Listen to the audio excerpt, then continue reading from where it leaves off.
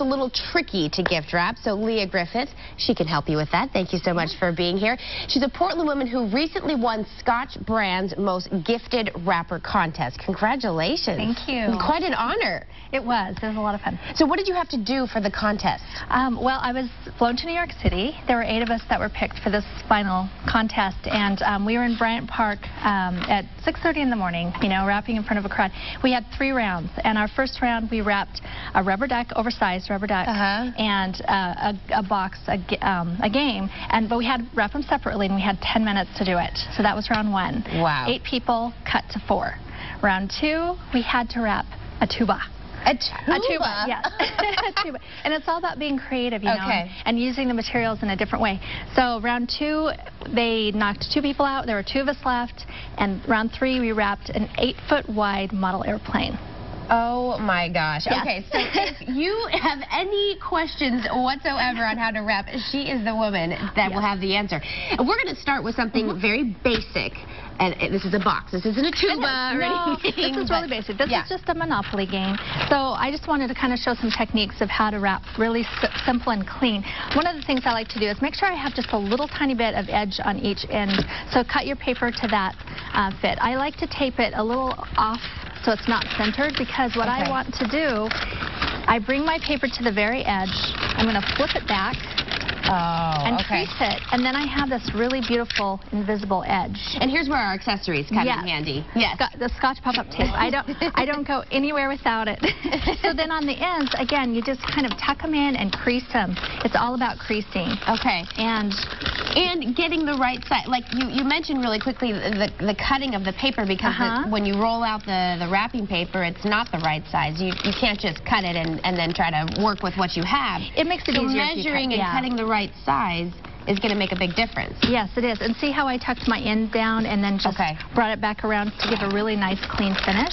And you do this so fast. This takes me forever. It took me 2 hours to wrap 5 gifts the other day. I'm not kidding. Okay, I've had a lot of practice. Okay. And you're also wrapping tubas. Yes, I'm wrapping tubas. I have a blog. It's called LNA.com, and I do a lot of gift wrap inspiration there, and printables and tutorials. So. Okay, good. So we can go there for that type of thing. Now, say you have something a little out of the ordinary, like this cranium game here. How would you wrap this? Okay, so this is whoops. Boy. Yes. So this is something that I actually did. This is how I wrapped my rubber duck, and this is a custom gift bag. It's also on my blog. You can find the instructions there. Okay. So I'm going to show you how to do it. Custom size. So what I've done is I've created the paper. This is very thick and wide. I've given it a little extra room on the side, knowing that it's going to fill that space. Okay. I taped it down the middle. Okay. So we have almost a tube. I'm folding down the end, almost exactly the same width. Okay. So I'm going to open that up.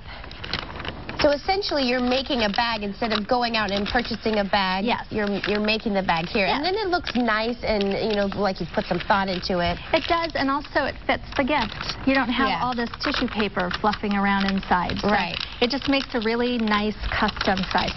So what I'm doing is I'm creating this diamond shape with the bottom by folding it in, and then I'm going to fold the points back in this way. Okay. And this is, really important that you put a lot of tape on the bottom. You want it to be secure. Right, okay.